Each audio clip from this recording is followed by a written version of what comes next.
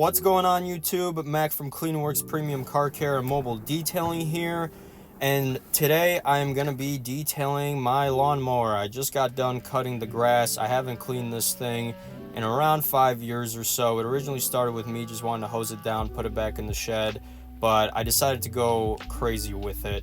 Right here I am using a power washer. I wouldn't personally recommend it unless you're someone who is familiar with using a power washer. I'm a professional detailer, so I use this piece of equipment on a daily basis. So just make sure to stay away from any sensitive areas if you are using it.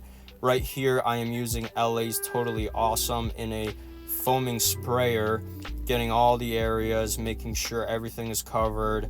It'll drag all the contaminants and all the dirt off of the paintwork and tires and wheels and things like that.